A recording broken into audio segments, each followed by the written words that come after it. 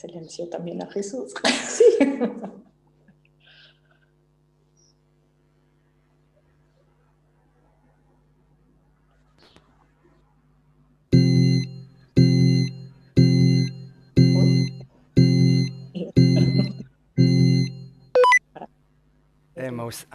Yendo justamente a la noticia de hoy, el Papa en Asís firmó esta nueva encíclica con este título bellísimo, Fratelli Tutti. En un tuit ha escrito: el esfuerzo por construir una sociedad más justa implica una capacidad de fraternidad y un espíritu de comunión humana. ¿Te sorprendió la elección de este argumento por el Papa? Para nada, porque es la necesidad, el anhelo más grande de la humanidad de hoy. Y el Papa ha sabido hacerse eco y con esta encíclica ha querido ponernos a todos juntos a buscar la respuesta y encontrar una respuesta a esta necesidad de la humanidad. Por lo tanto, me pareció que se hiciera él voz de este mundo desorientado, él capaz de acoger este dolor de la humanidad y de presentárnoslo. Y delante de esto nos surge una pregunta. ¿Qué podemos hacer? ¿Qué podemos hacer? Y a este punto permítanme que yo me dirija a todos aquellos que se sienten llamados por Dios a hacer algo, para responder y hacerlo dándose completamente, donándose a sí mismo, sin medida, sin arrastrar, sin miedo, sin interrupción, donándose completamente. Todos estos, todos los que se sientan llamados por Dios y que han encontrado en el carisma de la unidad, en el carisma de Chiara, una ayuda que le ha hecho ver que es posible, que le ha hecho hacer la experiencia concreta, verdadera, profunda de la unidad en esta tierra. Aquellos que sienten de haber tenido una llamada y una gracia y quieren ponerla a disposición. Todos estos, yo quisiera que estuvieran aquí delante de mí para decirles a todos juntos: hagámoslo juntos, hagámoslo juntos. Qué hermoso empezar así. Hola, hola, bienvenidos a todos. Es una alegría, una emoción enorme. Hemos llegado a la última edición del ciclo Reflexiones a la luz de un carisma. En nombre de todo el equipo del Centro Mariápolis de Altagracia y también de todos los que nos acompañaron durante este año y nos siguen acompañando, agradecemos infinitamente la presencia de Jesús Morán. Él es el copresidente del Movimiento de los Focolares. Gracias, Jesús, por tu presencia, por permitirnos cerrar con un broche de oro. Gracias a todos ustedes. Sí, alguien, sabes que nos decía que la participación tuya es una verdadera visita a nuestra zona. Diríamos que es un milagro de estos tiempos también. Sí, de verdad. Jesús, te contamos que este año, ante la imposibilidad de vernos personalmente, nació esta iniciativa que nos permitió recibir virtualmente en nuestra casa a muchas personas, no sabemos cuántas, y la verdad que ha superado ampliamente nuestras expectativas porque nos siguen más allá del continente americano, también gente de Europa. Bueno, es una alegría increíble. Este ciclo quiso ser una invitación a encontrar a Chiara en este marco de su centenario y podemos decir por los comentarios que nos siguen llegando que realmente ha sido así. Para muchos fue conocerla, para otros profundizar su carisma. La verdad que es una cosa preciosa. Doy también la bienvenida en este momento y agradezco profundamente a Laura Cortés, quien va a moderar este espacio. Ella junto a su esposo Daniel tienen una pyme que adhiere a los principios de economía de comunión y además es parte del equipo de protección de menores de la Arquidiócesis de Mendoza. Laura, te paso la palabra.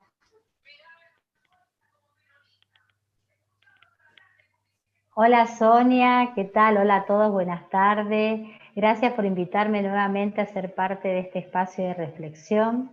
que nos ha acompañado durante todo el año y que la verdad que han sido muchas las temáticas que se han tratado y nos han iluminado distintos aspectos de nuestra vida. Bueno, hoy nos convoca un tema fundamental para este tiempo y particularmente en este año que estamos transitando. El tema es la cultura del cuidado. El cuidado, un concepto quizás no conscientemente pensado, pero sí reconocido necesario, esto de cuidar y de cuidarnos. Escuchando al principio el videíto de Maús, este pedazo de un mensaje que Maús, la presidenta del Movimiento de los Focolares, nos dio, ella ahí nos invita a responder al llamado que nos hace el Papa Francisco en la encíclica Fratelli Tutti, o Hermanos Todos, donde el Papa nos pide acoger el dolor de la humanidad y poder responder a tantas necesidades de la humanidad. Por eso nos parece que también este espacio es como empezar a responder a este llamado del Papa, ¿no? Poder entrar en esta temática, poder profundizarla, poder conocer las experiencias, poder animarnos. Y para esto, ¿quién nos va a acompañar, quién nos va a permitir entrar en este tema, en esta cultura del cuidado? Es Jesús Morán, como bien lo decía Sonia, que él, bueno, él ahora está en Italia, así que está en la noche, nosotros estamos en la tardecita, él está ya en la noche, así que muchas gracias Jesús por estar con nosotros. Jesús es licenciado en Filosofía por la Universidad Autónoma de Madrid y doctor en Teología en la Pontificia Universidad Lateranense de Roma. En el 2002 fue ordenado sacerdote y ha sido delegado de los Focolares para Chile, Bolivia y corresponsable en el movimiento en México y Cuba. Por lo tanto, podemos decir que Jesús conoce nuestras raíces, nuestras tradiciones, así que es una alegría tenerlo entre nosotros. Actualmente, como nos decía también Sonia, Jesús Morán es el copresidente del Movimiento de los Focolares y esta función la ejerce desde septiembre de 2014. Bueno, muy bienvenido Jesús, te paso la palabra y nos ponemos a disposición para escucharte. Muchas gracias. La verdad es que estoy muy contento y no dudé un momento en incorporarme a esta experiencia tan linda. Les felicito realmente porque me parece una manera estupenda de vivir este tiempo en el que muchos hemos estado encerrados o estamos encerrados. Aquí en Italia, por ejemplo, estamos en la segunda ola y vamos a pasar una Navidad tan familiar que se va a reducir a los núcleos familiares más íntimos, ¿no? No vamos a poder ni siquiera compartir con la familia grande, en fin. Pero bueno, este espacio de reflexión me parece estupendo precisamente para aprovechar el tiempo. Yo cuando me puse a pensar qué podía donar, justamente me fijé en este tema del cuidado porque me parece fundamental para nuestro tiempo. Y de hecho lo he llamado al tema la osadía del cuidado, que es el título que le han dado los jóvenes del movimiento de los Focolares a su acción en todo este año. Y como subtítulo he puesto Contertulios de Altagracia, porque me parecía una manera de decir que es una manera como linda, familiar y al mismo tiempo abierta de reflexionar juntos. Bien, les ofrezco estas reflexiones y después dialogaremos. En el mundo griego, las ciudades honraban a aquellos funcionarios que se habían distinguido en el buen ejercicio de sus funciones en la administración pública con un título muy singular. Les nombraban epimeletes. La palabra proviene del sustantivo epimeleia, que significa cuidado, solicitud, atención a una cosa o a alguien. O sea que a una persona que se destacaba en el cuidado se le daba un título honorífico. Esto es lo que leemos en un excelente ensayo de una enfermera, teóloga española, Marta López Alonso, que se titula El cuidado, un imperativo para la bioética, un libro escrito varios años atrás, pero que ahora ha cobrado actualidad. Yo me permito seguir un poco a esta autora, glosarla un poco y de alguna manera completarla desde la óptica del carisma de la unidad. Según Marta López, paradójicamente, el cuidado es uno de los conceptos más practicados y menos pensados de la historia, a pesar de la gran importancia que tenía, como acabo de decir, en el contexto de la cultura griega. El hecho es que con el tiempo, a su alrededor, se ha producido un doble reduccionismo que no ha beneficiado al desarrollo que habría sido necesario. Me refiero a la feminización del concepto, como si el cuidado fuera una cosa solo de las mujeres, y a su confinamiento en el ámbito estrictamente médico. O sea, el cuidado era cosa de mujeres y de médicos. Pero el cuidado es mucho más que eso. Tal vez hoy, en medio de la crisis que vivimos a causa de esta pandemia, ha llegado el momento de ir a fondo y extraer todas las prerrogativas vinculadas a esta noción antropológica de una riqueza inusual. Curiosamente, en la lengua latina, el cuidado hace mención al cogitare, es decir, al pensamiento, por lo tanto, a la solicitud activa y a la preocupación por algo.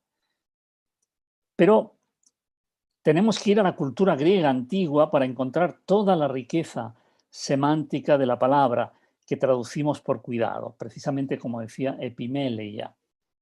Es una forma compuesta por malo, en el sentido de cuidar o ser objeto de cuidado. Y su verdadero significado es tan amplio, que va desde la atención prestada por los miembros de una familia a sus enfermos hasta la administración del Estado, pasando por el cuidado del templo, el campo y otros espacios de la vida cotidiana, para que vean cómo el concepto era mucho más amplio de cómo después se ha reducido. Para los grandes filósofos griegos se trata de un concepto fundamental, hasta el punto que definía su pensamiento. De hecho, para Sócrates, por ejemplo, la filosofía consiste en el cuidado del alma para lograr una vida virtuosa, en base a la cual tender después al cuidado de los demás. Solo quien tiene una vida virtuosa y la cuida puede cuidar a otros. Por lo tanto, la epimeleia está irrecusablemente, o sea, fundamentalmente ligada a la sofía, a la sabiduría. Para Platón, el vínculo fundamental es con el bien y por ello adquiere una dimensión claramente política. El cuidado era una categoría política. En Aristóteles, el fundamento ético es aún más claro. Para él, epimeleia significa sobre todo diligencia y está en camino de perfeccionarse a sí mismo para alcanzar la felicidad. Es decir, el cuidado tiene que ver con ese camino de perfeccionamiento de uno mismo. Estos breves rasgos nos hacen darnos cuenta de hasta qué punto la antigüedad griega estaba lejos de considerar el cuidado solo como una ocupación práctica, por así decirlo, terrenal, relegada a la profesión médica o a las atenciones femeninas, por muy importantes que éstas sean. Por el contrario, el cuidado, la epimeleia, se tuvo en la más alta consideración como un concepto y una práctica integral, tanto privada como pública. Integralidad que, como dije, se ha diluido inexorablemente a lo largo del tiempo. Estamos, es inútil decirlo, en un momento particular de la historia en el que es urgente recuperar esta integralidad, en una sinergia tal vez sin precedentes entre teoría y práctica, entre el genio femenino y el genio masculino, la vida privada y sociopolítica, la atención a la persona humana y al medio ambiente. Todo esto hay que unirlo bajo este concepto. Erich Fromm dijo que el amor implica una preocupación activa por la vida y el crecimiento de aquellos y de aquello que amamos. De lo contrario, no es amor. En otras palabras, si el amor no incluye el cuidado, que por definición siempre es activo, no es amor. Esta era la idea que él tenía. O sea, veremos cómo el amor no es solo un sentimiento, es algo activo, ¿no? Que va hacia el otro, que se hace cargo del otro, que cuida del otro. En el Nuevo Testamento, la parábola que une sublimemente el amor y el cuidado es, lo sabemos, la parábola del buen samaritano. Para la mayoría de los exégetas se trata de una narración ejemplar, es decir, una narración que pretende que sea un ejemplo para todos, para que actuemos de la misma manera, ¿no? Es decir, una narración que insta a una conversión, un cambio de actitud, a hacer lo mismo. Nosotros tenemos que hacer lo mismo. Según Marta López, curiosamente, no todos los comentaristas han centrado bien el tema del cuidado en la parábola, porque en el fondo se han focalizado abundantemente en el tema del amor a los demás, ciertamente muy importante en la historia. Pero con esta focalización, se corre el riesgo de perder de vista la verdadera originalidad de la parábola, que en la última encíclica Papa Francisco, en cambio, subraya muy bien, que es precisamente la inversión que Jesús hace de la pregunta que le pone el maestro de la ley. De hecho, este pregunta por quién es su prójimo. En respuesta, Jesús le hace una pregunta a él. ¿Cuál de los personajes de la historia se han mostrado como prójimo del pobre hombre que se encontró con los ladrones? Al hacerlo, Jesús no solo da una opinión teórica, sino que nos invita a estar cerca de todos los que sufren. Y esto es crucial, crucial. La parábola es rica en contenido, que no podemos examinar ahora aquí en detalle, pero para nuestro tema basta señalar algunos puntos, en mi opinión, esenciales, siguiendo siempre el análisis de esta autora. Primero, el cuidado excede, o sea, va más allá de la regla de oro, hacer a los demás lo que nos gustaría que nos hicieran. Va más allá de eso, rompe sus límites. Es, por lo tanto, el proprium Christianum, es decir, lo propio cristiano, la novedad de Jesús. Aunque Jesús usa la regla de oro, en realidad la regla de oro en los demás ámbitos culturales estaba formulada de forma negativa. Jesús en el Evangelio de Mateo la formula de forma positiva, pero él va más allá de esa regla de oro. No basta hacer a los demás lo que te gustaría que te hicieran. Tú tienes que hacer algo más que eso. Segundo, Jesús reemplaza la estructura concéntrica alrededor del yo por una nueva estructura centrada en el tú. Además, este tú es cualquier persona y no solo la de nuestra familia, etnia, nación. Es cualquier persona. Esto también lo subraya muy bien Papa Francisco en la encíclica, su última encíclica. Porque para los judíos, para los hebreos, para el pueblo hebreo, en realidad el prójimo eran los de la propia nación. Hasta ahí llegaban. Pero para Jesús el tú es cualquiera. Cualquiera, también de otras etnias, no solo los de tu familia, no solo los de tu tribu, estoy hablando en los términos de la época, cualquier persona, especialmente el que sufre. Tercero, al cuidar, el encuentro emocional con el otro se vuelve eficaz. Quien se acerca verdaderamente al que sufre, el samaritano o el hotelero, se convierte en un operador de transformación de sujetos. Es uno que transforma a los demás.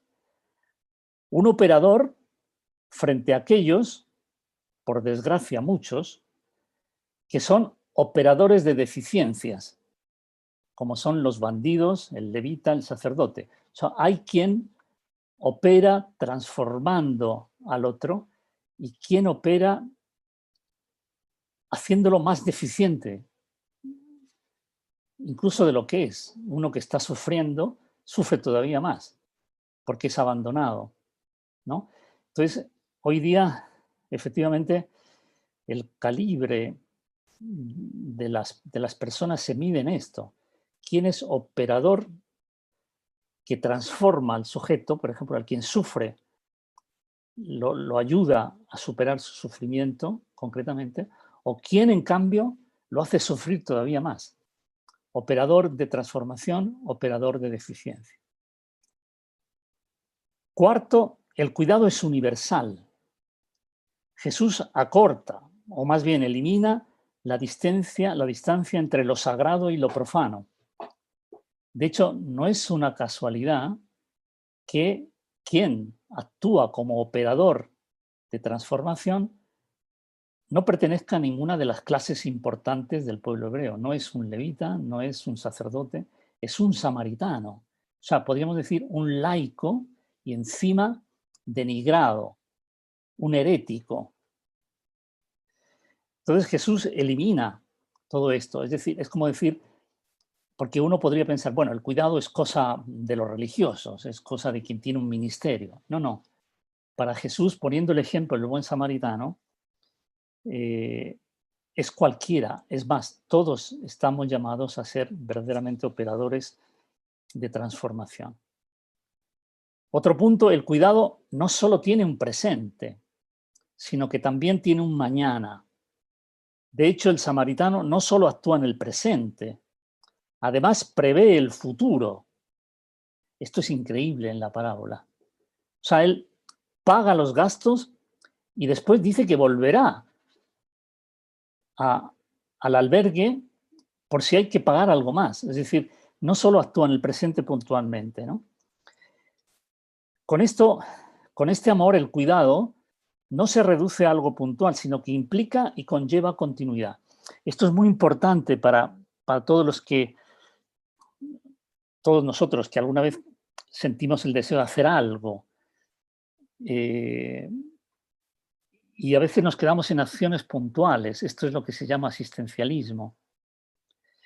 Y no vamos más allá, no preveemos lo que viene.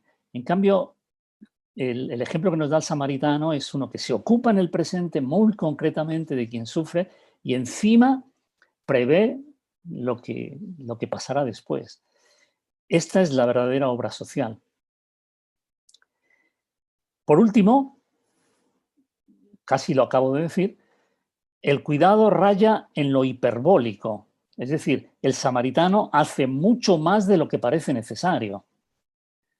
Y con esto nos pone frente a las demandas del amor verdadero, porque en el fondo uno podría decir, bueno, hubiera bastado que le hubiera dado un poco de vino y lo hubiera masajeado con el aceite que llevaba. Todo esto tiene un significado en la parábola, pero ahora no nos detenemos. Pero él hace mucho más que eso. O sea, uno podría decir, pero es demasiado lo que hace. Porque primero se cambia de lugar, lo acude, lo sana, después lo lleva al albergue, se preocupa de él y dice que pasará otra vez.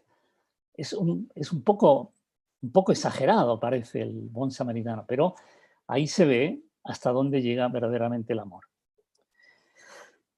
En este momento podemos poner la declaración apremiante de un autor, Harnich, que dice una cosa que la podemos poner en forma de pregunta. ¿Estamos realmente a la altura de las exigencias del amor? No es que una reacción tan incomprensible por hiperbólica, como decía, por exagerada, la del samaritano, a la extrema necesidad de un sufrimiento, de hecho, lo que está haciendo es poner en evidencia la traición diaria que hacemos al amor. O sea, cuanto más exagerado nos parece el samaritano, más nos pone en evidencia. O sea, en el fondo, nosotros diariamente traicionamos al amor. El otro día yo viajaba por Roma y, bueno, había poca gente, porque sorprende la poca gente que hay, sobre todo después de cierta hora, por Roma, y se me acercó un pobre, pero una persona en malas condiciones, ¿no? Se me acercó a pedirme algo. Y yo estaba con otro fogolarino, después me dio vergüenza, porque un poco algo le dimos, pero lo rehuimos. Le rehuimos también por miedo al contagio, en el fondo. O sea, es algo inconsciente que teníamos. Porque uno piensa, ¿de dónde vendrá este hombre? ¿Dónde habrá estado, no? Entonces, estas traiciones al amor las hacemos continuamente. Y cuanto más exagerado nos parece el samaritano, más nos ponen en evidencia. Papa Francisco, como sabemos, ha hecho de la parábola del buen samaritano el eje de su encíclica sobre la fraternidad. Con aguda sabiduría pone el acento sobre todo en la interpelación que ella nos hace con respecto a los males del presente. Y este es el centro. O sea, en el fondo, el Papa Francisco nos está diciendo, si queremos la fraternidad universal, el mundo tiene necesidad de muchos buenos samaritanos. Leamos algunos números. Por ejemplo, el número 63. Jesús cuenta que había un hombre herido, tirado en el camino, que había sido asaltado. Pasaron varios a su lado, pero huyeron, no se detuvieron. Eran personas con funciones importantes en la sociedad que no tenían en el corazón el amor por el bien común. No fueron capaces de perder unos minutos para atender al herido, o al menos para buscar ayuda. Uno se detuvo, le regaló cercanía, lo curó con sus propias manos, puso también dinero de su bolsillo y se ocupó de él. Sobre todo le dio algo que en este mundo ansioso retaseamos tanto. Le dio su tiempo.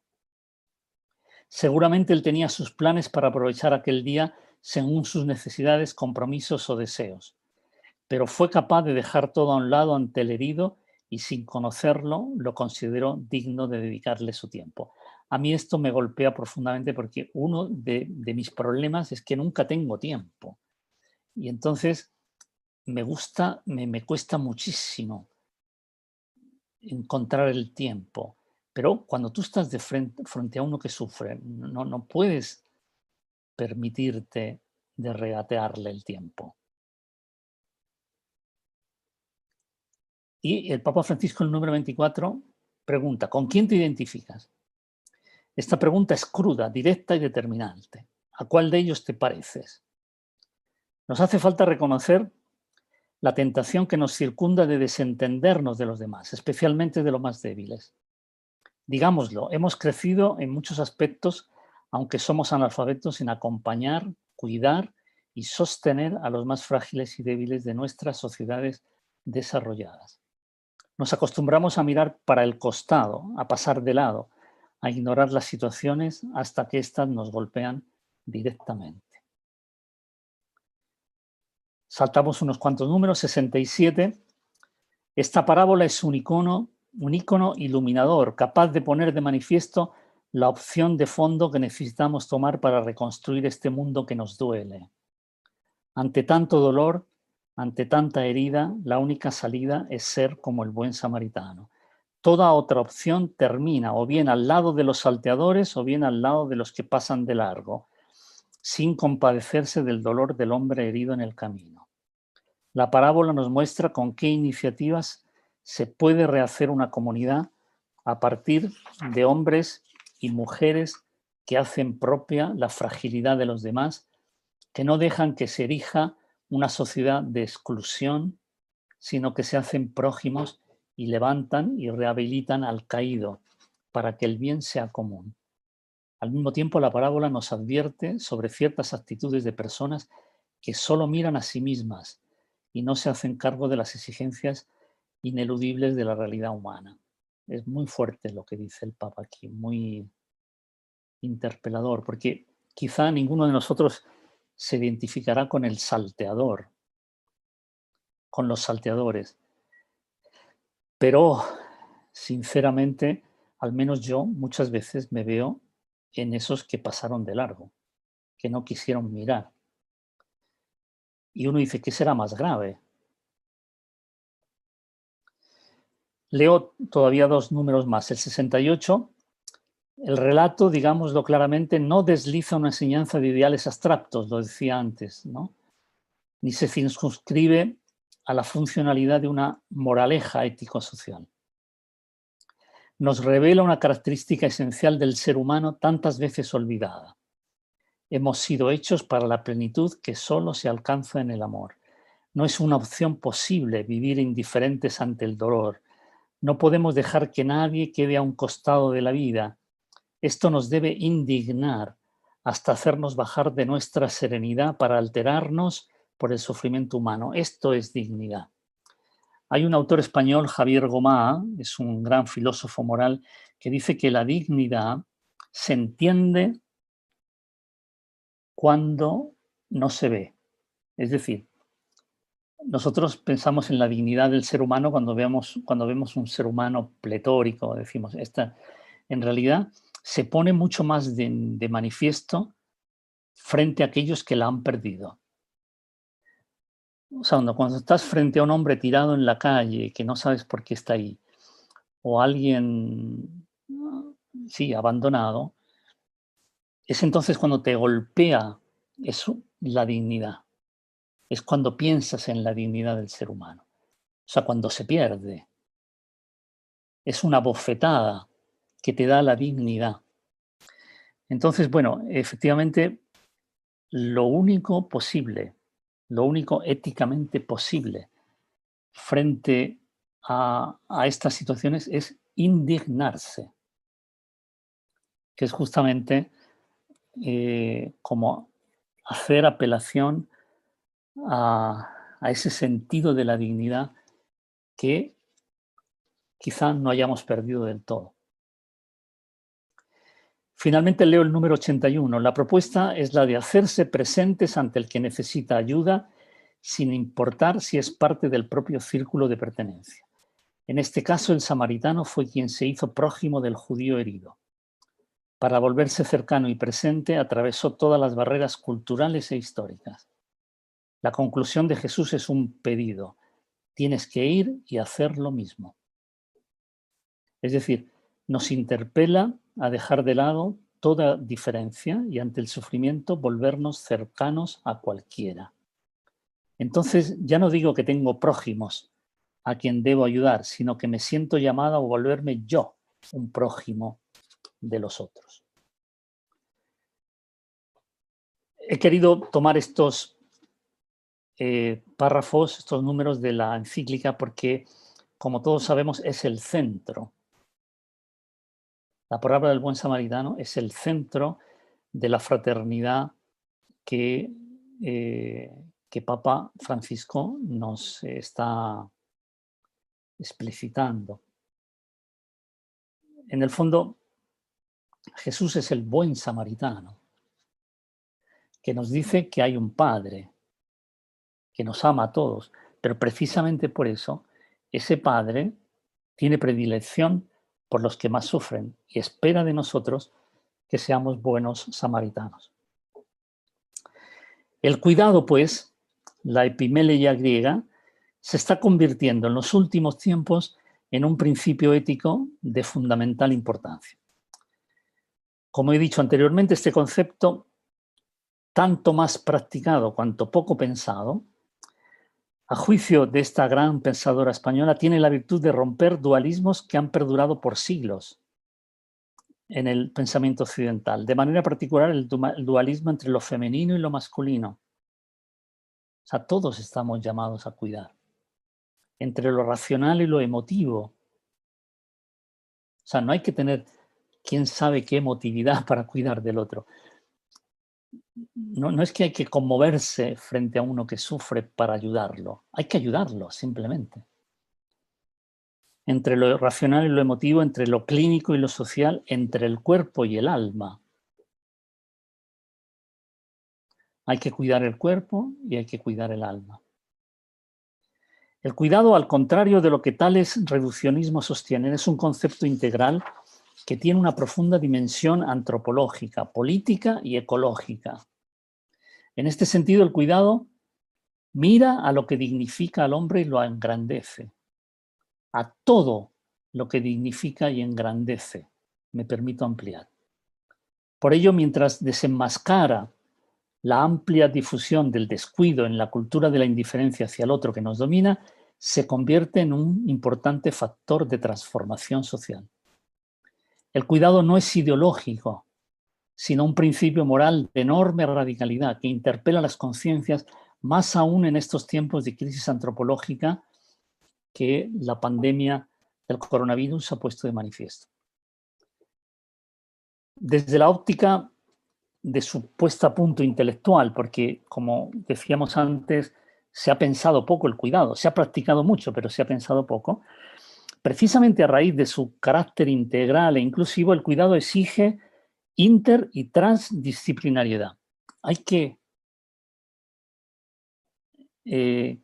tomarlo así. Yo, de hecho, ya he pensado en decir a nuestros amigos de la Universidad Sofía que tendrían que instituir una cátedra sobre el cuidado, donde todas las disciplinas intervinieran.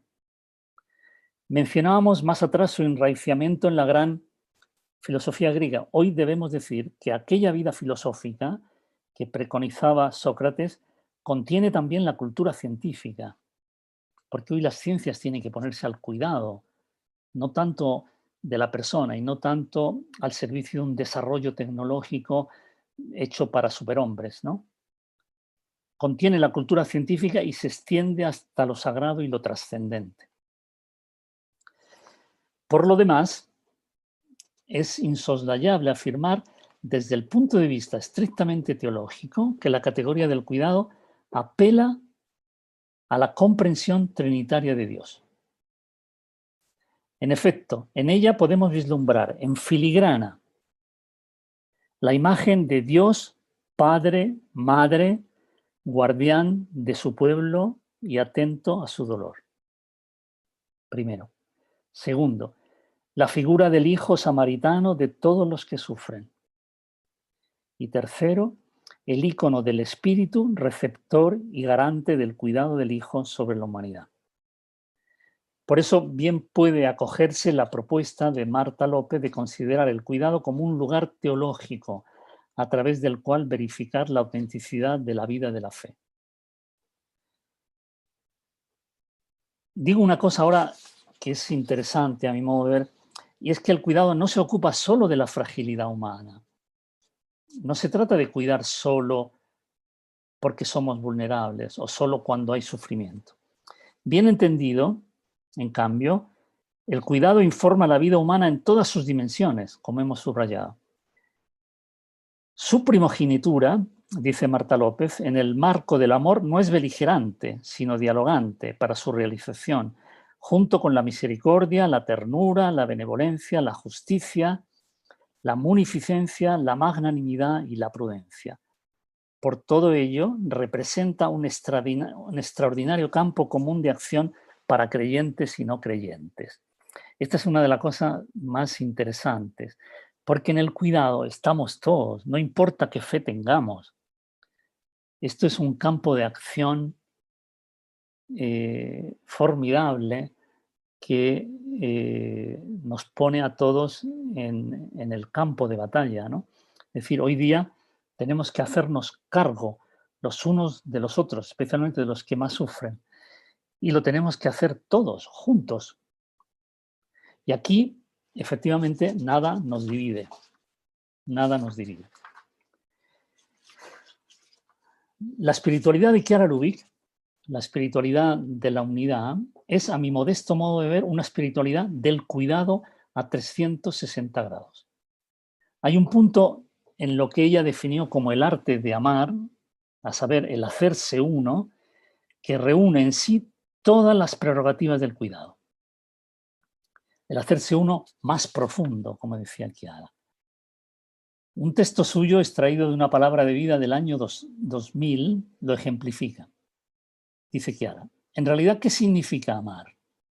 Amar significa hacerse uno con todos, hacerse uno en todo lo que los demás desean, en las cosas más pequeñas e insignificantes, y en esas que puede que a nosotros nos importen poco, pero que interesan a los demás. Y Jesús simplificó de manera estupenda este modo de amar haciéndose pan para nosotros. Él se hace pan para entrar en todos, para hacerse comestible, para hacerse uno con todos, para servir, para amar a todos. Así pues, hagámonos uno también nosotros hasta dejarnos comer, dice Chiara. Esto es el amor. Hacernos uno de modo que los demás se sientan alimentados por nuestro amor, reconfortados, aliviados y comprendidos. Hasta aquí, Chiara. Se trata de hacerse todo a todos, como preconizó San Pablo, y que resume esa atención radical al otro, ese vivir el otro, para usar una expresión también de Chiara, que no descuida ninguna dimensión del cuidado. En efecto, el hacerse uno es exquisitamente personal y al mismo tiempo encierra en sí el germen de una transformación social. Todo lo que Chiara ha fundado a lo largo de su vida ha ido en esa dirección. Todo lo que ha fundado Chiara ha sido porque se ha hecho uno. Ha creado un pueblo, el pueblo de la unidad, cuyos miembros tienen como ley de vida el trinomio yo, el hermano, Dios. Es una espiritualidad basada en el amor al hermano como verificación esencial del amor a Dios. Por otro lado, movimientos como Humanidad Nueva, la economía de comunión, el movimiento político por la unidad, no son otra cosa, todas las obras sociales que han nacido, no son otra cosa que la elevación del cuidado a grandes corrientes de transformación social. También, como decía, las incontables obras sociales surgidas en el seno del movimiento son un testimonio excepcional de este compromiso. En los últimos tiempos, los jóvenes del movimiento han ideado un programa de acción llamado precisamente Dare to Care, que apunta a lo mismo, osar el cuidado, en los tiempos de la crisis antropológica, sociohumanitaria y ambiental que nos está quejando dramáticamente.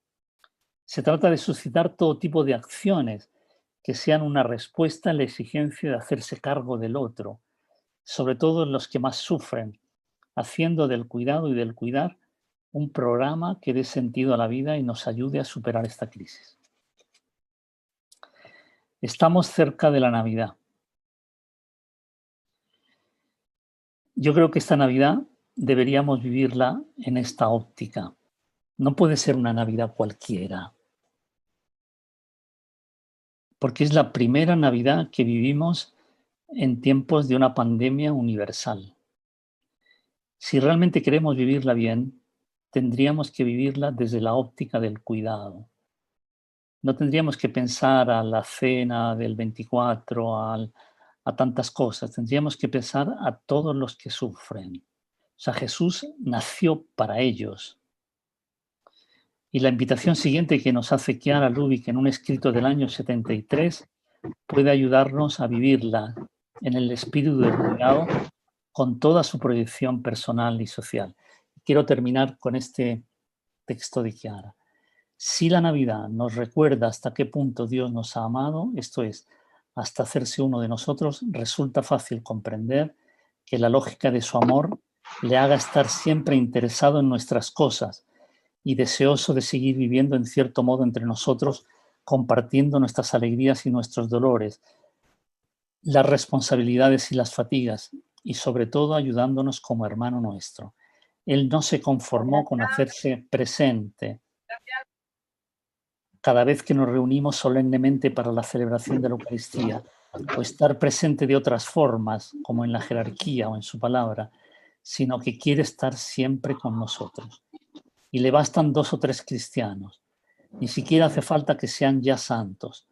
Bastan 2 o más hombres de buena voluntad que crean en Él y sobre todo en su amor. Si hacemos esto, surgirá en la Iglesia un pulular de células vivas que con el tiempo podrán animar la sociedad que las rodea, hasta penetrar en la masa.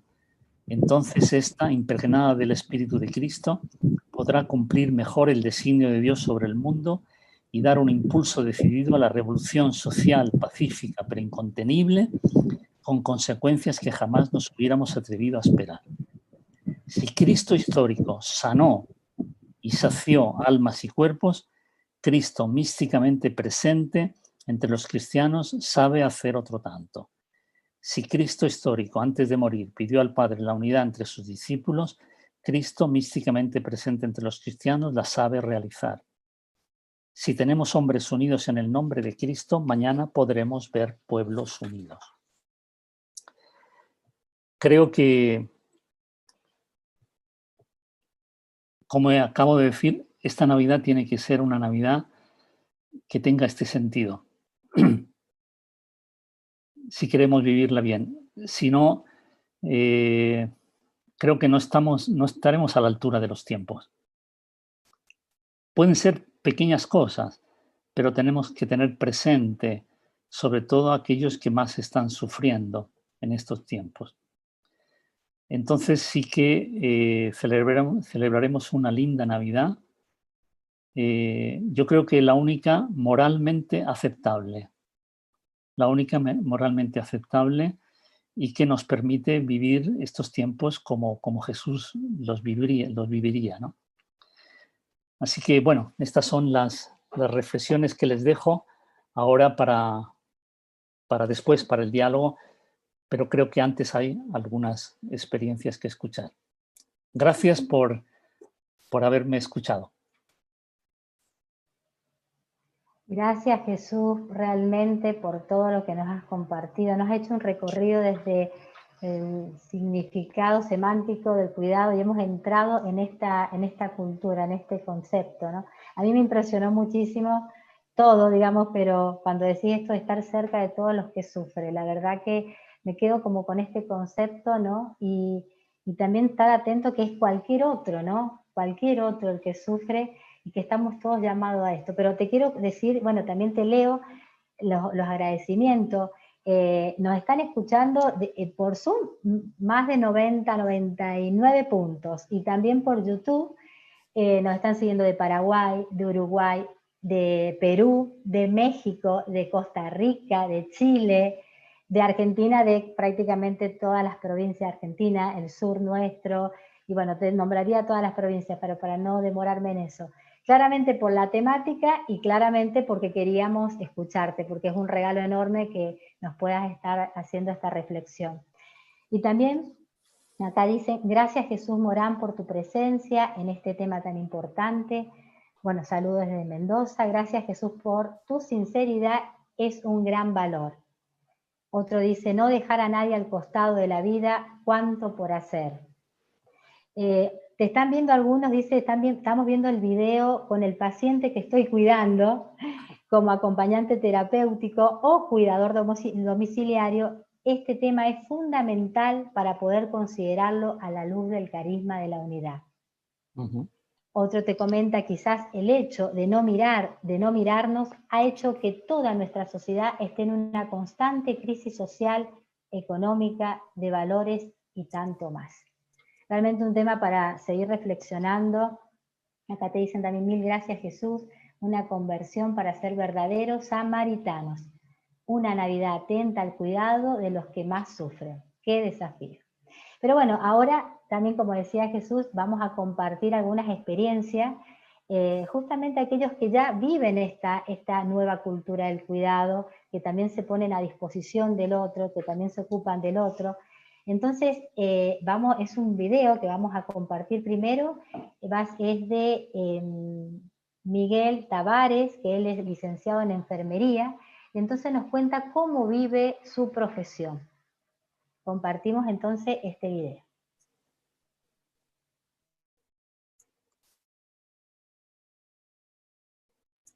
Soy Miguel Ángel Tavares, tengo 50 años, soy licenciado en enfermería. Me especialicé en cuidados paliativos fase final, pero también curativo y por ancianidad.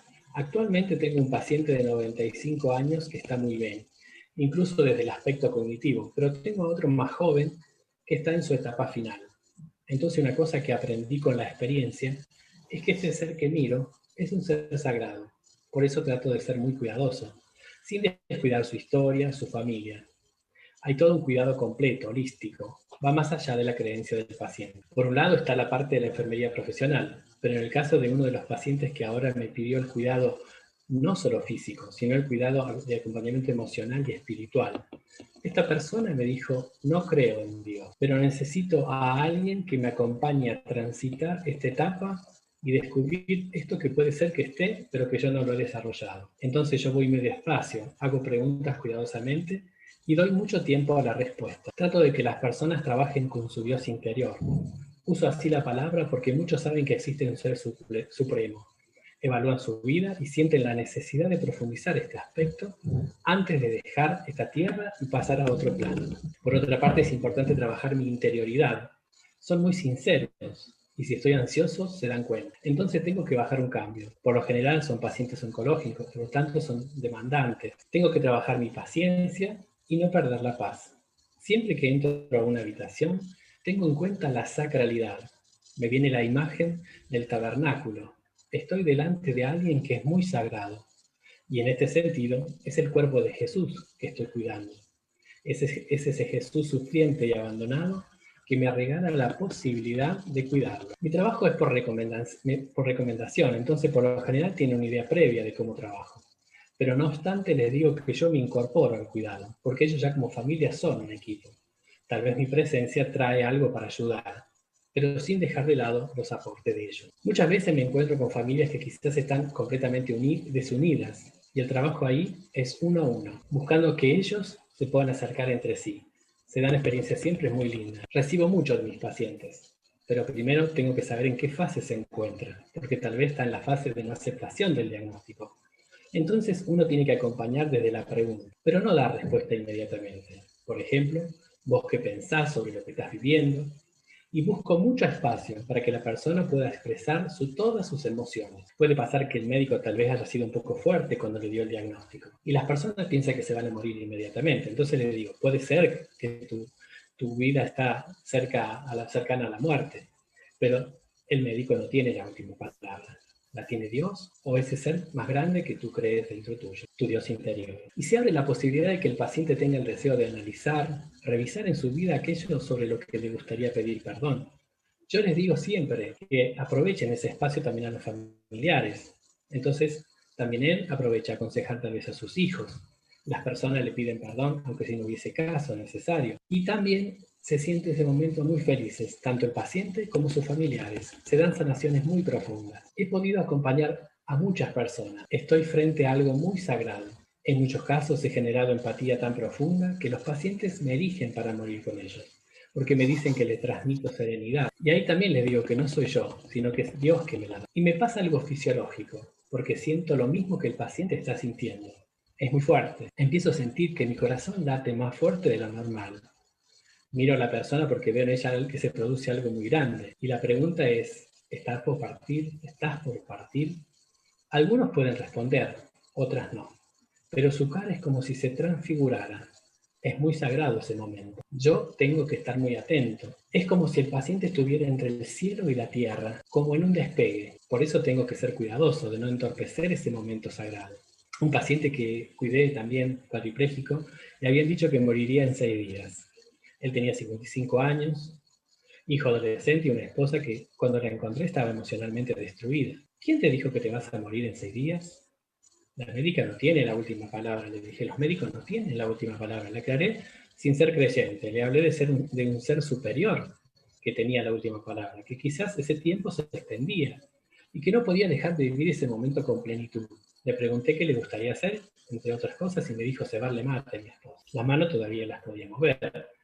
Vivió 3 meses y le pudo cebar mate casi hasta el último momento. Muchas veces nuestras palabras son valiosas, importantes, y no podemos dar sentencia. Por eso trato de que el paciente sienta este pasaje de su vida distinto y pueda aprovechar a su familia. Qué fuerte.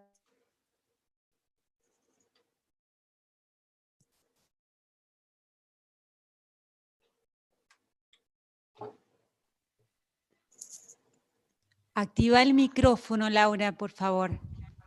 Sí, perdón. Digo que agradecía a Miguel realmente esta experiencia tan fuerte, ¿no? De decirnos que está frente a algo sagrado, ¿no? Cada persona con la que está, con la que cuida, y también de cómo es hacerse uno que llega a sentir lo que la persona siente, ¿no? Muchísimas gracias, Miguel. Y ahora queremos compartir otra experiencia que está vinculada a un programa de acompañamiento emocional y espiritual, programa que se llama Estar. que se hace en Buenos Aires. Esta iniciativa en realidad surge del Ministerio de Salud, del gobierno de la ciudad de Buenos Aires, con motivo de la pandemia. Pero también, bueno, luego fue apoyado también por la Arquidiócesis de Buenos Aires y se fue extendiendo, digamos, como este pedido y se fue armando una red justamente de servicio, de acompañamiento, de cuidado. Entonces ahora compartimos esta experiencia.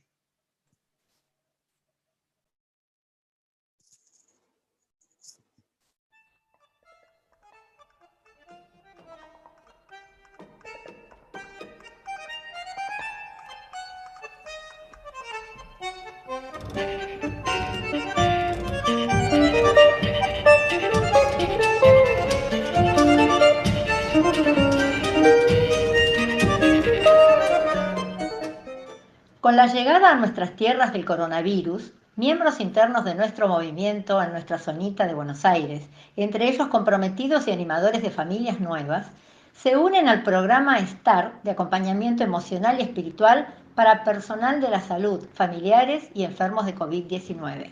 Este acompañamiento se realiza a través de comunicaciones telefónicas con los pacientes internados en alguno de los 19 hospitales de la ciudad, con el personal de la salud que los atiende y con los familiares de los internados o fallecidos. Luego se agregaron personas alojadas en hoteles de aislamiento social y hogares de ancianos. Este programa, nacido de la relación entre el gobierno de la ciudad y la Arquidiócesis de Buenos Aires, es llevado adelante por el organismo diocesano que reúne a los distintos movimientos y nuevas asociaciones en el que nuestro movimiento cumple un rol muy importante en la búsqueda del diálogo y la unidad en el seno de nuestra Iglesia. Voy a definir al programa de acompañamiento en 3 palabras. La experiencia del silencio interior, la única manera de que la escucha se transforme en ese lugar donde el otro pueda entrar así como viene, con su dolor, con su abandono, y desde allí que sea Dios el mismo que hable. La segunda experiencia fuerte es la ternura, como manera de hacerle sentir al otro que está en casa, que puede descansar en este vínculo. Y la tercera y potente es la experiencia de comunidad. Somos evangélicos, católicos, judíos, unidos por el amor al que más sufre en esta pandemia. Para mí, participar del programa de acompañamiento espiritual es ser antes que nada un puente, un canal de amor de Dios para con la persona con la que me estoy comunicando. Antes de cada llamada pido al Espíritu Santo, hago un vacío dentro mío para poder ser una escucha activa y que le llegue este amor. Y en los diálogos fui creciendo y fue una alegría porque el otro era un desconocido para mí, pero era mi hermano. Bueno, yo siento que a través de este diálogo que hacemos a 360 grados con nuestras experiencias, que realmente expresa lo mejor de cada uno, tengo la gran esperanza de que estamos gestando una nueva humanidad.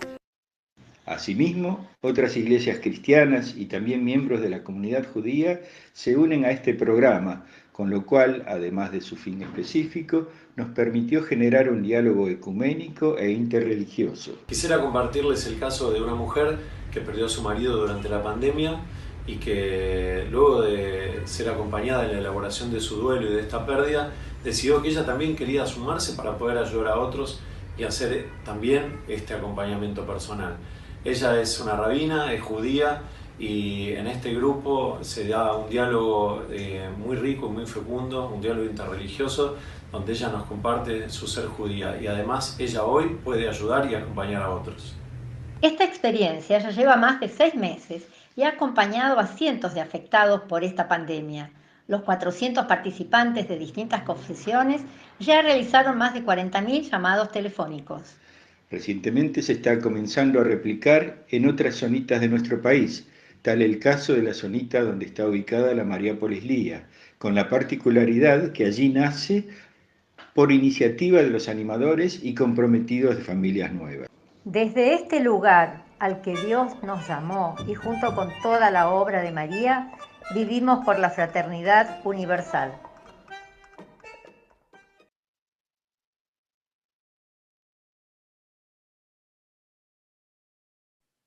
También impresionante esta experiencia, ¿no? Realmente cómo una iniciativa puede generar tanto, puede extenderse, difundirse.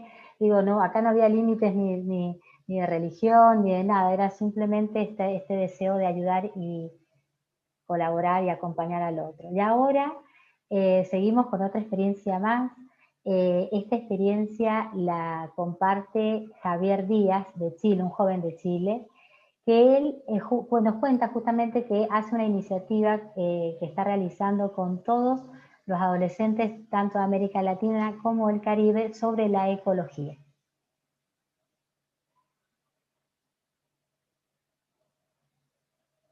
Siempre he tenido como esa cercanía muy grande con la naturaleza y ese amor por el cuidado de la naturaleza. Y bueno, todo partió un día que me invitaron a un foro de la CEPAL, donde aprendí sobre las problemáticas que estaban afectando a nuestro planeta.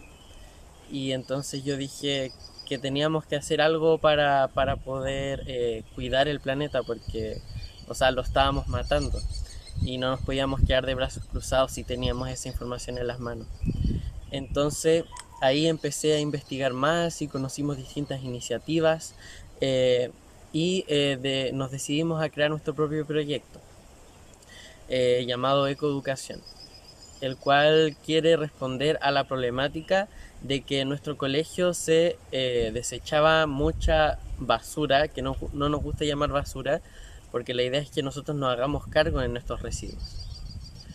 Entonces buscamos formas en que todas las personas que habitábamos el colegio pudiéramos hacernos cargo de lo que consumíamos y que esto no afectara a otro de alguna manera o al planeta, sino que de otra manera sirviera para el lugar en el que estábamos. Entonces, por ejemplo, juntamos cajitas de Tetra Pak para hacer contenedores, e-contenedores que llamamos nosotros, para separar los distintos residuos. Luego están las botellas y los envoltorios plásticos para hacer ladrillos que en un futuro se pueden usar para poder construir alguna cosa que pueda servir para la comunidad. Luego también veíamos que afuera de nuestro colegio se botaban muchas colillas de cigarrillo y que eso deterioraba de una manera muy grande a la biodiversidad del lugar donde estábamos. Entonces nosotros usamos las botellas para que ellos pusieran las colillas dentro de las botellas y así nosotros poder reciclarlas en una empresa que recicla las colillas para hacer plástico reciclado. Luego postulamos a una iniciativa llamada Concausa que invita a que los jóvenes presenten sus proyectos de impacto social y que impactan a la comunidad de una buena manera, pero siempre ligado al tema del desarrollo sostenible y los objetivos de desarrollo sostenible. Y bueno, nosotros concursamos como para poder quedar en este encuentro y dentro de 200 personas que se postularon de Chile, quedamos seleccionados nosotros para representar a Chile en esa instancia. Así que ahí pudimos conocer gente de toda Latinoamérica y el Caribe, adolescentes, que tenían estos proyectos y este liderazgo y estas ganas de generar un cambio todos juntos para ayudar al planeta y para ayudar a las personas, porque no solo era sobre el planeta, sino que sobre las personas.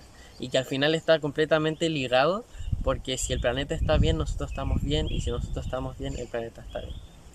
Así que bueno, y ahí empecé a conocer más, ahí en ese encuentro aprendimos del liderazgo, trabajo en equipo, gestión de proyectos y muchas cosas más súper importantes y necesarias. Y terminó este encuentro con nosotros en la CEPAL, hablando a las autoridades de la CEPAL, de UNICEF, de América Solidaria, que eran los que organizaban este evento. Les hablábamos sobre nuestros proyectos y por qué era importante que se hicieran este tipo de proyectos o que se potenciaran estas iniciativas para construir un mundo mejor. Así que ahí, después de eso, empecé a conocer otras iniciativas dentro de esta misma red y otras redes como el 1000 Acciones por un Cambio, el cual une a todos los jóvenes de Latinoamérica y el Caribe, en especial a adolescentes, para que generen acciones concretas de manera individual o colectiva para ayudarlos a mitigar los efectos del cambio climático. Y nuestro lema, o sea, el lema que nosotros le ponemos es como que una acción tal vez no va a hacer nada, pero si somos muchas personas accionando alrededor del mundo y nos unimos para poder velar por el cuidado del medio ambiente, podemos generar un gran cambio que nos va a hacer a todos bien. Así que, y por último, es que hicimos una cápsula para un evento que se llama Jóvenes Futuros, que fue transmitida por el Senado, y ahí pudimos hablar, o sea, por la televisión del Senado, y pudimos hablar sobre nuestra iniciativa y que se conociera un poquito más dentro del país. Qué impresionante, muchas gracias Javi por esta experiencia, la verdad que nos motiva muchísimo, qué lindo los adolescentes, y él cuando nos contaba esta experiencia decía, yo quiero invitar a todos, así que bueno, esta parte no salió, pero él quería invitarnos a todos, y especialmente a todos los adolescentes a unirse a esta propuesta, ¿no? A hacer acciones para cuidar el medio ambiente. Bueno, quisiera compartir, Jesús, y con todos algunos de los mensajes, porque bueno, todo es imposible, pero acá el padre Andrés Rivero nos dice, te dice, Jesús, gracias Jesús, esta dimensión del cuidado renueva nuestro sacerdocio. Hoy enriqueciste nuestra reunión de núcleo que coincidió en día y hora. Un abrazo, un saludo particular. Algo que no les dije, porque estoy como acostumbrada a la metodología de estos encuentros, es que al final, pero lo había dicho también Jesús, hacemos estas preguntas para seguir haciendo el diálogo y aprovechando a Jesús que lo tenemos con nosotros. Después también te dicen gracias por darnos luces, un llamado a la conversión y vivir esta Navidad mirando a nuestro alrededor de manera concreta, haciéndonos cargo del que sufre. Ya acá veo que ya tenemos alguna pregunta. A ver, aquí dice, Mónica de Altagracia dice, me gustó ese estar atenta a, entre comillas, la traición diaria al amor. Re fuerte esto que nos dijiste. Tener el coraje de escuchar esa voz, de reparar, de recomenzar. La pregunta que te hace es, al hablar de la falta de dignidad humana, nuestra respuesta es indignarnos o no indignarnos, el hacerse uno personal. ¿Podrías explicarnos algo más al respecto para que fructifique en una transformación social?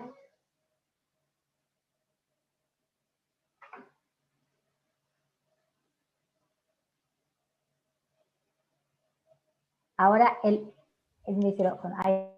¿Respondo? Sí. Sí, Jesús. Sí.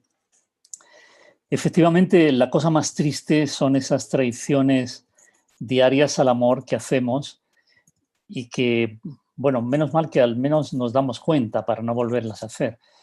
Y que tiene que ver con la dignidad. La dignidad es el gran concepto ético de nuestro tiempo. Es el gran principio ético de nuestro tiempo. De hecho, muchísimos autores hablan de eso, ¿no? De una civilización de la dignidad humana. Nada más indigno que las imágenes que hemos visto. Sobre todo a principios, por ahí, por abril, yo cuando vi las imágenes de los ataúdes que eran enterrados en fosas comunes en Estados Unidos, quedé indignado. O sea, esa gente yo la vi. Yo estuve en enero en Estados Unidos, de sur a norte, y vi mucha gente por las calles. Con el frío de Nueva York, con el calor de Texas, vi mucha gente por las calles. Y yo digo, probablemente, me decía, esa gente es la que está ahí, en esos ataúdes. Han muerto sin que nadie les mirara a la cara, sin que nadie les consolara, sin ese apoyo del que nos hablaba el enfermero antes, sin esa persona al lado que te ayuda a transitar.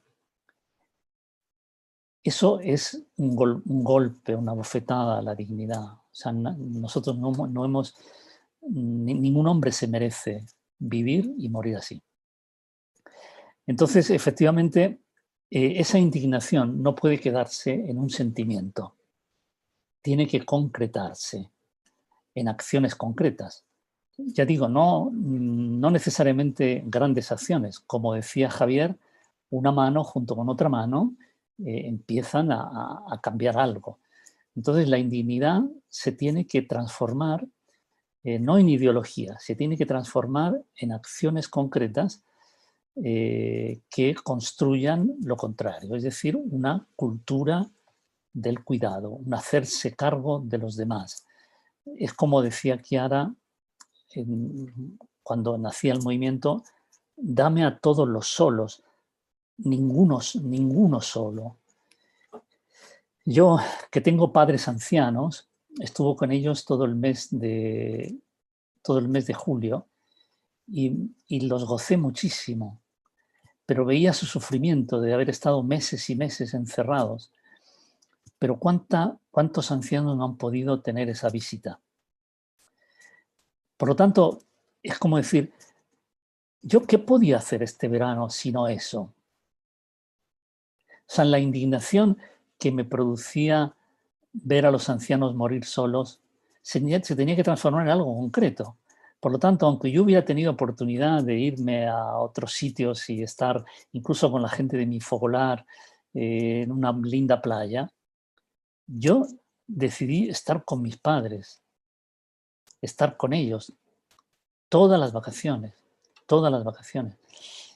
Y eso es una pequeñísima cosa, pero eso es lo que tenemos que hacer. Por lo tanto, dignidad, gran principio ético. Indignación, el sentimiento más noble para estos tiempos, pero tiene que transformarse en algo concreto. Y tenemos que hacerlo juntos. Solo así vamos creando esa unidad entre todos que efectivamente produce saltos de calidad moral enormes en la vida social, en la vida de la humanidad.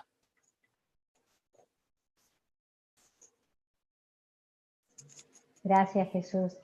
Otra pregunta que llega es, ¿qué pautas debemos tener en cuenta para saber si lo que hacemos o tratamos de hacer es verdadero cuidado? Yo creo que algunas de las cosas que nos dice Marta López son muy interesantes. Por ejemplo, el verdadero cuidado no puede ser una cosa ocasional. No puede ser una cosa puntual y basta. Tiene que tener como esa continuidad del buen samaritano. Probablemente el buen samaritano que se tomó el cuidado de ese hombre herido, después hizo lo que tenía que hacer. Volvió donde el alberguero. Probablemente a lo mejor no lo vio más, pero por un tiempo hizo todo lo que podía hacer. O sea, dio continuidad a su acción. Se preocupó de que ese hombre pudiera tener una vida digna. Yo creo que, a mi modo de ver, lo que yo he aprendido en este tiempo, desde mi experiencia y desde luego también leyendo, es que una de las características que nos hace discernir si verdaderamente hay cuidado o no es precisamente no dejarlo en algo ocasional, sentimental, que hacemos de vez en cuando y para volver después a nuestra vida diaria. De alguna manera tenemos que seguir preocupándonos, aunque sea rezar por esa persona, llevarla en nuestro corazón siempre. Y bueno, cuando uno tiene en el pensamiento a alguien que está sufriendo, siempre te viene algo, Yo en este tiempo, por ejemplo, para decir algo concreto, he escrito a mucha gente que hacía decenas de años que no escribía, simplemente para saber cómo estaban. Siempre tienes que estar como pendiente. Por lo tanto, el cuidado, yo creo que aquí el mundo femenino nos dice mucho. Por ejemplo, lo veo en una madre una mujer embarazada, por ejemplo. Una mujer embarazada sigue haciendo su vida. No es que está sentada esperando que nazca el niño. Sigue trabajando, sigue haciendo de comer, pero siempre está gestando. Siempre está gestando. Entonces, a mi modo de ver, eso te dice que el cuidado también, otra de las características del cuidado es la parsimonia, pero en el sentido positivo de la palabra. O sea, el cuidado no es repentino, no es violento. Tiene tiene como contempla tiempos largos, como la ternura, ¿no? Como la ternura de la que tanto habla Papa Francisco, ¿no? Que son gestos que requieren su tiempo, que requieren su... Yo creo que quizás ahora mismo subrayaría estas dos características del cuidado, la no puntualidad, la continuidad y el hecho de que conoce tiempos largos y se confía también, creo, en la acción de otros, en la acción de Dios. Gracias. Acá leo en el chat, Julio Ruiz de Buenos Aires te dice, ¿cómo podemos cuidar a través de nuestros trabajos, entre paréntesis, de modo que no sea una actividad de tiempo libre? Sí, esto es muy interesante porque como yo subrayé que el cuidado es una realidad integral. Yo creo que podemos todos transformar todas las profesiones en profesiones o actividades en orden a la dignidad del ser humano y en orden al cuidado del otro. No se me ocurre ninguna profesión que no pueda tener esta perspectiva. Desde el que él conduce un camión hasta el que está construyendo una casa, hasta el enfermero. O sea, no reduzcamos el cuidado a las actividades médicas, a las actividades de asistencia. También un economista puede poner su trabajo al servicio del cuidado, al servicio de la cura de los demás. Desde luego, estamos en un mundo cada vez más desigual, globalizado, pero cada vez más desigual, y todos tenemos que poner de nuestra parte, desde nuestras profesiones, desde nuestra actividad, para derrotar a la pobreza, definitivamente, para derrotar el abandono, para incluir a los excluidos, para digamos, acabar con esta cultura de los descartados de la que tanto habla. Por lo tanto, yo creo que habría que cambiar totalmente la perspectiva y seguir haciendo lo que se está haciendo, pero desde una perspectiva distinta. O sea, yo no hago esto para enriquecerme, yo no hago esto solo para alimentar a mi familia, lo hago porque estoy construyendo una sociedad digna del ser humano. Y todas las profesiones apuntan a esto, cualquier profesión, porque efectivamente es un trabajo integral, lo estamos viendo como hoy se necesitan soluciones globales y soluciones integrales a los grandes problemas. Por lo tanto, como aquí hay que volver a los griegos, o sea, que el cuidado iba desde el cuidado del campo hasta la administración del Estado. Y desde luego que si no lo hacemos así, no resolveremos el problema. O sea, efectivamente necesitamos vencer la corrupción en política, vencer la corrupción en economía y al mismo tiempo cuidar el ambiente y al mismo tiempo integrar a los abandonados. Hay que hacer un trabajo conjunto, sinérgico y urgente. Es como un cambio de paradigma, prácticamente. Sí, es un cambio de paradigma. ¿No? Sí, totalmente. Sí. Yo creo que has expresado la palabra. Es un cambio de paradigma en el que cada profesión sigue su curso, pero en una perspectiva radicalmente diferente. Qué desafío realmente, pero la verdad que es muy, muy interesante. Acá algunos más te preguntan, Elba Díaz de Tucumán te dice, ¿qué respuesta a la pregunta que citaste? ¿Estamos realmente a la altura de la exigencia del amor? ¿Qué decís? Yo creo que, sinceramente, este mundo se habría terminado ya si la mayoría de las personas no fueran buenas.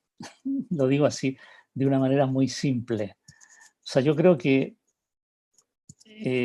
asistimos continuamente a actos de amor increíbles de la gente. La gente hace cosas bellísimas y en cualquier circunstancia. Yo creo que a veces pienso, ¿por qué esa persona ha hecho esto conmigo? que puede ser el panadero, que puede ser el... ¿Por qué me ha tratado tan bien? Yo creo que a veces depende de la actitud con la que tú entras en la panadería. O sea que, en el fondo, ya con la forma que tú entras, provocas que el otro cambie de actitud, ¿no? Pero la vida está llena de esas cosas. Esta vida de esas cosas, ¿no? Por lo tanto, yo creo que muchísima gente vive esto. Lo que pasa es que necesitamos una nueva conciencia. O sea, hay que trabajar también a nivel de conciencia y decir, esto es lo verdaderamente importante. No es importante, ahora no quiero meterme con nadie, o sea, quiero decir, no es importante lo que hace el político de turno que es conocido por todo el mundo. Es importante lo que hace el pueblo. Es verdaderamente importante. Y también él como parte del pueblo, no tanto en cuanto político, ¿no? Lo que hace toda la gente a nivel de conciencia. Somos más fuertes. El bien es más fuerte. Y después, para los que tienen fe, tenemos la ventaja de creer que Jesús es el corazón del mundo y que lo está llevando hacia la unidad. Y que por lo tanto ha transformado todo. Y eso es una potente inyección de gracia que subyace a todo el bien que se hace. Como digo, como han demostrado las experiencias que hemos escuchado, juntos podemos hacer grandes cosas, porque la gente es feliz cuando hace el bien. O sea, yo no conozco a nadie, sinceramente, que esté contento cuando hace el mal, cuando odia, cuando... O sea, a veces lo vemos en, no sé, en las series o en estos potentados que viven, pero la infelicidad que se respira es atroz. Y tú dices, pero bueno, yo quiero esta vida. No, no la quiero. O sea, la gente es mucho más feliz haciendo el bien. Pero efectivamente necesitamos proclamarlo desde las azoteas, desde las academias y en la vida diaria de todos los días. Es mucho más lindo ceder el paso que no quitar al otro de en medio. Es mucho más... o sea, yo insistiría mucho en este punto de la conciencia y del proclamarlo. ¿Cuántas voces se han alzado en este tiempo a favor de una globalización solidaria frente a una globalización tenida por mano por las potencias hegemónicas del mundo, ¿no? ¿Cuántas voces? Desde todos los credos, en fin. Yo en esto, a pesar de que a veces me derrumbo moralmente viendo lo que pasa en el mundo, sigo siendo optimista.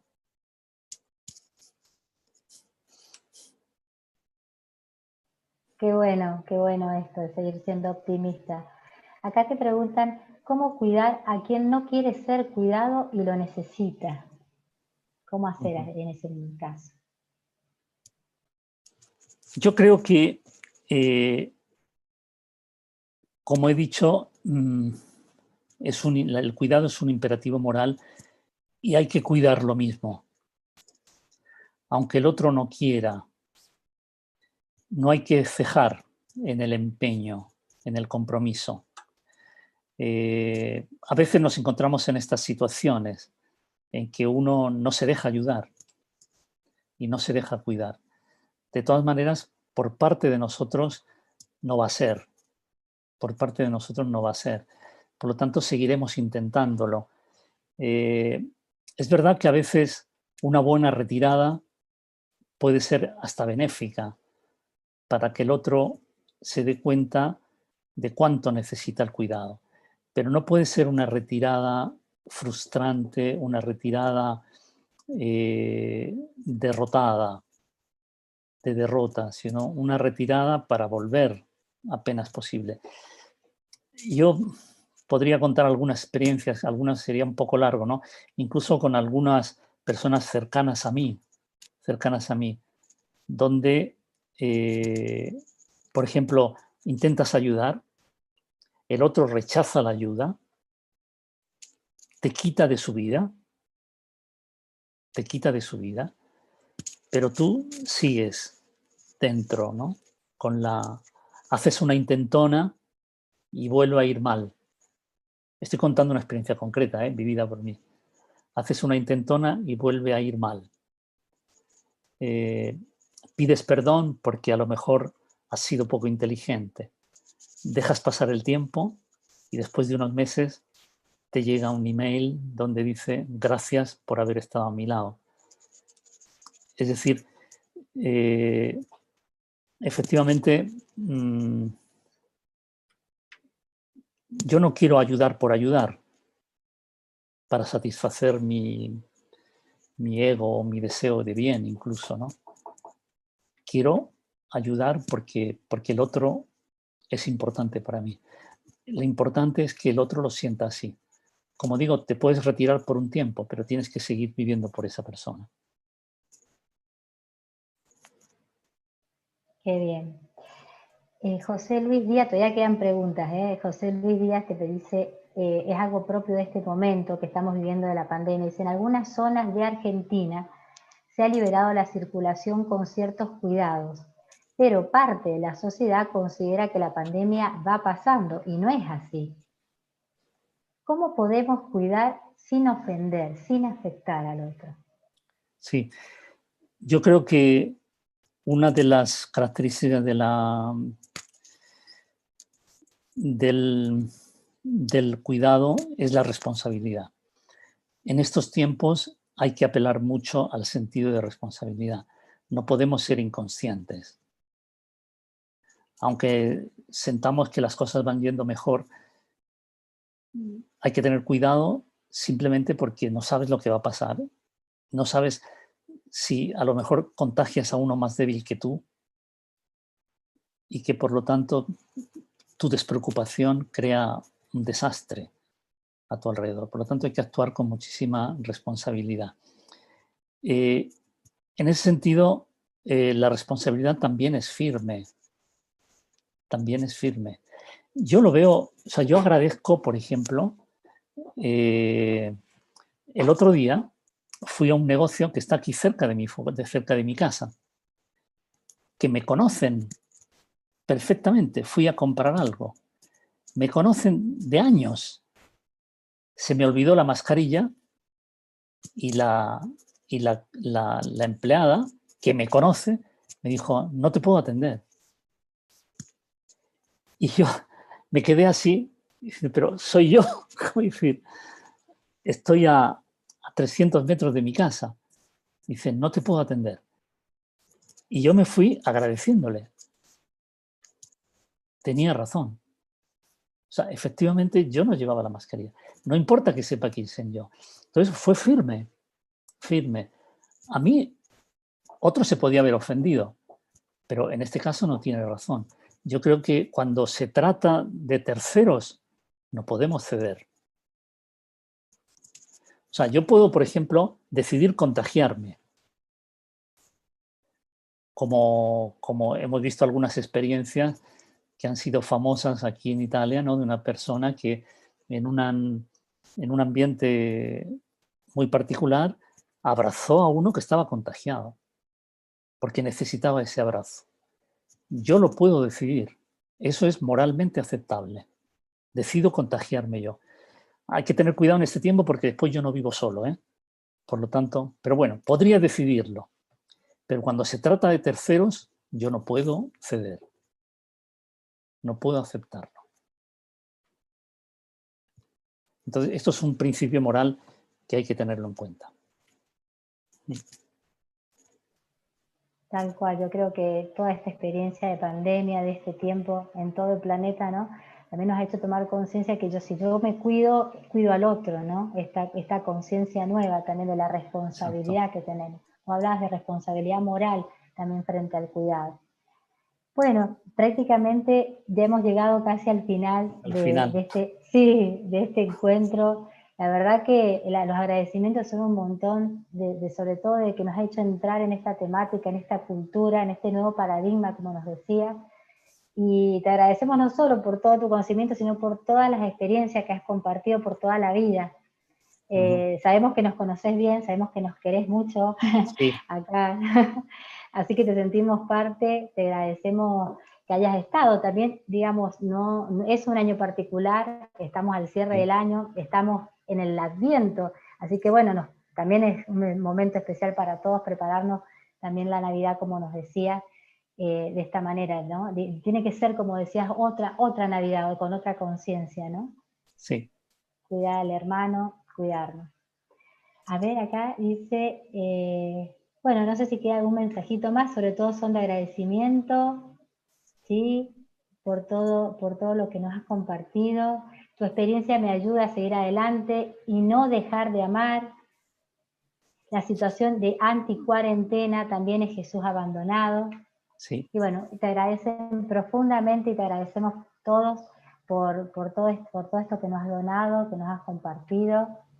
Y bueno, y seguimos, digamos, con adelante, sí. Gracias por esta iniciativa, gracias a ti, Laura, porque conduces excelentemente bien. Ha sido un gusto estar contigo. Todos. También para mí. Agradecer a todos, también tal cual, a todos los que han participado. La verdad que es impresionante, de tantos países latinoamericanos, también hemos tenido de Italia, y digo, qué lindo la verdad cómo se han sumado a este que es el último encuentro de reflexión. Pero bueno, ahora le paso la palabra a Sonia, que ella es la anfitriona que nos despide. Gracias, Jesús. Gracias, chao. Gracias, Laura, gracias, Jesús. La verdad que qué decirte en este momento. No, me parece un desafío apasionante. Sí. De verdad te agradezco muchísimo. Creo que lo hago sin duda en nombre de todo el equipo del Centro Mariápolis y de todas las personas que realmente agradecen estos espacios, y bueno, creemos firmemente que ha sido una inspiración de Chiara misma que nos ha llevado a hacer este espacio este año. La verdad que sí. ¿No? De su centenario, así que... La verdad que sí. Sí, qué decirte, esto de hacernos cargo los unos de los otros, de cuidarnos a 360 grados, el que una madre siempre está gestando. Yo creo que nos dejas eso en el alma. Te agradezco infinitamente por este tiempo que no tenés y que nos lo regalás. Muy bien. Un abrazo inmenso de toda tu América Latina, que te quiere muchísimo. Gracias. Sí. Y el Caribe y todos los que te conocemos y hemos Gracias construido. a todos por esta oportunidad que me habéis dado, y feliz Navidad, que sea la Navidad más linda Gracias, de nuestras vidas. Sí. Gracias. Muy bien. Gracias, Jesús. Gracias. Muchas Gracias, Jesús. Gracias. Gracias a todos. Gracias, Jesús. Muchas gracias, Jesús. Muchísimas gracias. Un abrazo. Chao. Un saludo a Gracias Emma. a todos. Saludos. Feliz Navidad. Chao. Feliz Navidad para todos. Gracias, Igualmente. igualmente. Gracias nuevamente. Chao. Gracias. Chao. Chao, tía Sonia. Thank you. Thank you. Tía Sonia.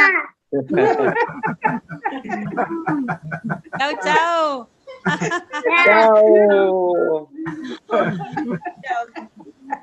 Bien, ahora quiero hacer una invitación muy especial para dentro de unas horas. Tenemos la Mariápolis que está comenzando y que seguramente será un profundizar en este cuidado, en este tratar de aprender a amar, así como Chiara nos ha mostrado con su vida, ¿no? Invitamos a todos, va a ser esta Mariápolis, comienza a las 20 horas y se concluye el día 13 de diciembre, seguramente por la mañana creo, o bueno, ya les dirán bien el programa, pero invitamos a todos especialmente a que puedan participar. También tenemos otra invitación, también muy especial, y es para el día 17 de diciembre, donde queremos hacer una fiesta de fin de ciclo, de este ciclo de reflexiones, donde queremos hacerles el regalo de una estadía, lo haremos a través de un sorteo, y bueno, los esperamos a todos les agradecemos por este momento. Gracias Jesús, gracias Laura, gracias a cada uno de los que contaron sus experiencias. También tengo que agradecer especialmente a Mariela Cáceres, que también nos hizo llegar todo este material de este proyecto STAR, que es maravilloso. Y bueno, agradecemos infinitamente a todos. A Carlos Mana, agradecemos muy, muy especialmente en este momento en el cual está ofreciendo todo desde un lugar, digamos, especial, que es la clínica donde lo acaban de operar. Esperemos que vaya todo muy bien, Carlos. Un abrazo inmenso de nuestra parte, un gracias grandísimo.